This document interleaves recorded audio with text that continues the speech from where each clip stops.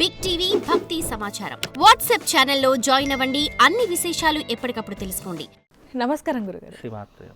గురుగారు, గ్రహణాలు అనేవి మనకి మన భారతదేశంలో ఉన్న ప్రజలకి ఎంతో ప్రసిద్ధి చెందినవని చెప్పొచ్చు, ప్రాముఖ్యత ఉన్నవని చెప్పొచ్చు. అయితే పురాణాల్లో కూడా వీటికి సంబంధించి కథలు ఉన్నాయనేవి విన్నాను. అందులో వాస్తవం ఉందండి? 100% ఉందమ్మా. ఇప్పుడు ఏదైనా ధర్మం ఒకటి చెప్పింది అంటే దానికి వాస్తవిక కథలు ఎన్నో రకాలుగా ఉంటేనే అది ధర్మంలో నిక్షిప్తమై ఉంటుంది. ధర్మంలో లేదు అంటే, శాస్త్రంలో లేదు అంటే ప్రపంచంలో అది ఎక్కడా కూడా ఉండదు. ఎప్పుడైనా గుర్తుపెట్టుకోండి, వేదమునందు, శాస్త్రమునందు, సాంప్రదాయం నందు ఏదైతే మనకు అందించారో అది తప్పకుండా అది ఉండి తీరుతుంది. ఈ మూడిట్లో లేనటువంటిది అసలు మనం ఎక్కడా ప్రస్తావించలేదు ఈ ధర్మంలో, శాస్త్రంలో, సాంప్రదాయంలో అంటే అది ప్రపంచంలో ఎక్కడా కూడా మనకు దొరకదు. అసలు అది లేదు అని అర్థం చేసుకోవాలి.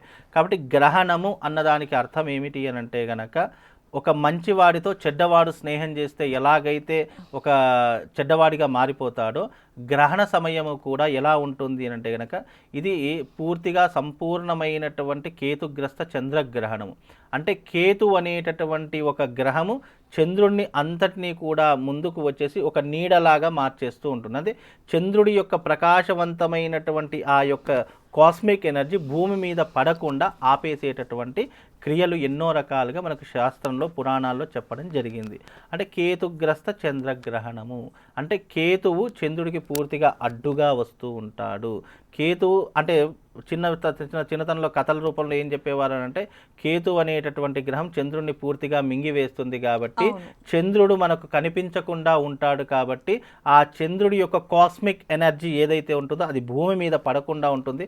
భూమి మీద చంద్రుడి యొక్క శక్తి కానీ, సూర్యుడి యొక్క శక్తి కానీ పడకపోతే ఇక్కడ భూమి మీద ఉన్నటువంటి ప్రకృతి వనరులన్నీ కూడా విషపూరితంగా మారిపోతాయి. అందుకే భోజనాది కార్యక్రమాలలో కూడా మనకు కొన్ని నియమాలు ఎందుకు పెట్టారు అని అంటే, ఏదైతే మనం గ్రహణ సమయంలో భోజనాది క్రతువులు కావచ్చు లేదా ఆహార పదార్థాలు కానీ ఏవైనా తింటే అవి తిన్నప్పుడు బాగానే ఉంటుంది. శరీరంలోకి వెళ్ళిన తర్వాత విషమయంగా మారి మనల్ని అనేక రకాలుగా అనారోగ్య పాలు చేస్తుంది అనే ఒక చిన్న కాన్సెప్ట్తో ఈ ఆహార పదార్థాలు పక్కన పెట్టమన్నారు. కానీ ఇది తింటే మనకేదో అయిపోతుంది, మనకేదో ప్రాణ నష్టం అయిపోతుంది, నీకేదో పాపం జుట్టుకుంటుంది అనేటటువంటిది కాదు. ఎప్పుడైతే చంద్రుడి యొక్క కాస్మిక్ ఎనర్జీ భూమి మీద మనకు నెగిటివ్గా ప్రొజెక్ట్ అవుతుందో అవన్నీ కూడా ఆహార పదార్థాలు విషపూరితంగా మారిపోతాయి. విషము ఎప్పుడైనా సరే ఒంట్లోకి వెళ్ళిన వెంటనే ఏమి రియాక్షన్ ఉండదు.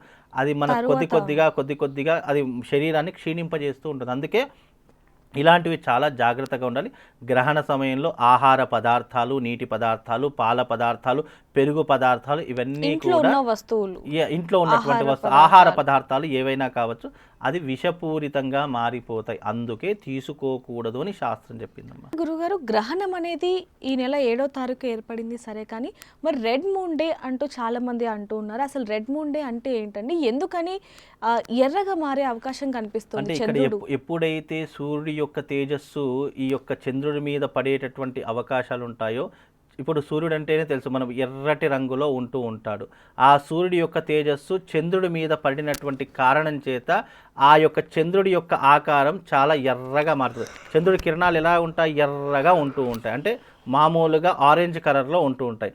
ఆ యొక్క ప్రభావం చంద్రుడి మీద పడినటువంటి కారణం చేత మనం చూసేటటువంటి వారికి ఏమవుతుంది అంటే, అది బయోస్కోప్తో చూస్తేనే మనకు అర్థమవుతుంది తప్ప మామూలుగా మన కంటికి కనిపించదు. అది ఏమవుతుందంటే, సూర్యుడి యొక్క తేజస్సు చంద్రుడి మీద పడేసరికి అది రెడ్ మూన్గా మారిపోయేటటువంటి అవకాశాలు ఉంటాయి. తద్వారా అది మనకు ఎర్రగా కనిపిస్తుంది. దాన్ని మనం రెడ్ మూను అని అంటూ ఉంటాము తప్ప అందులో పెద్ద ఆలోచించలేదు. దానివల్ల ఏమీ ఉండదమ్మా. మామూలుగా దాని యొక్క ఎనర్జీ ఎలాగైతే ఉంటుందో అలా. ఇప్పుడు ఒక తేజస్సు మీద ఇంకో కాస్మిక్ ఎనర్జీ పెట్టామనుకోండి, దాని రంగు ఆటోమేటిక్గా చేంజ్ అవుతుంది. ఇప్పుడు ఒక తెల్లటి పదార్థంలో ఏది కలిపినా అది ఆ యొక్క రంగులోకి మారిపోతూ ఉంటుంది ఆటోమేటిక్గా. చంద్రుడు అనేటటువంటి వాడే తెల్లని ఛాయ కలిగినటువంటి వాడు అని శాస్త్రం చెప్పింది. దాని చంద్రుడి మీద తెల్లటి ఛాయ మీద ఏ రకమైనటువంటి నీడ పడుతుంది? ఎర్రటి సూర్యుని కాంతి పడుతుంది. అందుకే అది రెడ్ మూన్గా మారిపోతుంది తప్ప అందులో పెద్ద విశేషం అంటూ ఏం లేదు. మామూలుగా అది దాని ప్రకృతి సహజ సిద్ధంగా ఉన్నటువంటి విషయమే. మనం అయితే గురుగారు, మామూలుగా చూసుకుంటే చంద్రగ్రహణం అయి ఉండొచ్చు, లేకపోతే సూర్యగ్రహణం అయి ఉండొచ్చు. ఈ రెండింటికి మధ్య తేడా అంటే మొదటి నుంచి చివరి వరకు అంటే ఎప్పుడు మొదలవుతుంది, ఎప్పుడు ముగింపు అవుతుంది అనే మధ్య కాలాన్ని ఏ విధంగా లెక్కిస్తారండి? అయితే ఈ గ్రహణ సమయం అనేటటువంటిది మామూలుగా 3 గంటలు కానీ 6 గంటలు కానీ మొన్న జరిగినటువంటి సూర్యగ్రహణం 6 గంటల సూర్యగ్రహణం జరిగింది. ఇది దాదాపుగా మనకు 10 గంటలకు స్టార్ట్ అవుతుంది, 4 నిమిషాలు అటు ఇటు. 10 గంటలకు స్టార్ట్ అయ్యి 1:26 ముగుస్తుంది. ముగుస్తుంది మీన్స్ మధ్యకాలం, పుణ్యకాలము అని అంటాము. ఈ 9:56 నుండి 1:26 వరకు ఇది ఆద్యంత పుణ్యకాలము అని అర్థం.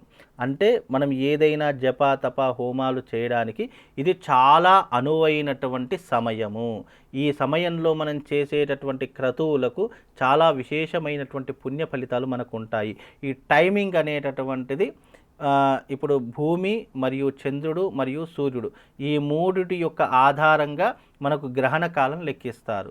కాబట్టి ఎప్పుడైతే చంద్రుడి యొక్క కిరణాలు భూమి మీద పడకుండా మధ్యలో వచ్చేటటువంటి గ్రహం ఏదైతే దాన్ని అడ్డుకుంటుందో ఆ అడ్డుకున్న సమయమే మనకు ఈ జరిగేటటువంటి పూర్తి సమయము.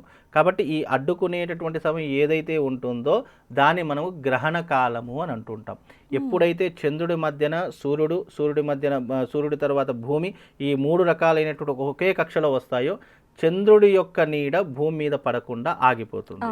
కాబట్టి భూమి మీద పడేటటువంటి కాస్మిక్ ఎనర్జీ, చంద్రుడి యొక్క కాస్మిక్ ఎనర్జీ పూర్తిగా అది నిర్వీర్యమైపోతుంది. అలా పడినటువంటి ఆ సమయం ఎంతవరకు అయితే అడ్డుగా ఉంటుందో దాన్ని మనం గ్రహణ కాలము అని అంటాం. చంద్రగ్రహణం అయి ఉండొచ్చు, సూర్యగ్రహణం, ఎనీ గ్రహణం కావచ్చు. ఇప్పుడు చంద్రుడు సూర్యుడికే గ్రహణాలు ఉంటాయి. ఎప్పుడైతే ఈ చంద్ర సూర్య గ్రహణాల మధ్య భూమి మనకు అడ్డుగా వస్తుందో అప్పుడు ఆ భూమి మీద ఉండేటటువంటి కాస్మిక్ ఎనర్జీ భూమి మీద ఉండదు. కాబట్టి అప్పుడు ఏమవుతుంది, ఇప్పుడు ఒక మొక్క రావాలన్నా ఒక ప్రాణం రావాలన్నా సూర్యుడితోనే ఆ ప్రాణశక్తితోనే ప్రారంభమవుతుంది. కాబట్టి అలాంటి ప్రాణశక్తి సూర్యుడే లేడు అనుకున్నప్పుడు భూమి మీద వాతావరణం ఉంటుందా? ఉండదు. పక్షులు ఉండవు, జలాలు ఉండవు, అసలు మనకు తినుబండారాలు ఉండవు, పాడి పంటలు పండవు, ఇలాంటివన్నీ కూడా ఉండవు. అంటే ఒక సూర్యుడు రాకపోతే ఎంతనైతే మనకు ఈ సమాజంలో ఈ యొక్క భూమి మీద అన్ని నిర్వీర్యమైపోతాయో అలాగే చంద్రుడి కాంతి ద్వారా మనకి ఏం ఉత్పత్తి అవుతాయంటే ఔషధ గుణాలు ఉత్పత్తి అవుతాయి. చంద్రుడి యొక్క కాంతి వల్ల నీటి యొక్క గుణాలు ఎక్కువ అవుతూ ఉంటాయి.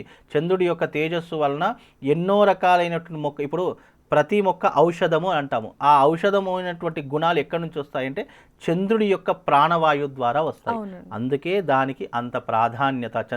అలాగే చంద్రుడు ఎప్పుడైతే మనకు వస్తూ ఉంటాడో అప్పుడు మనస్సు కూడా ప్రశాంతంగా ఉంటుంది.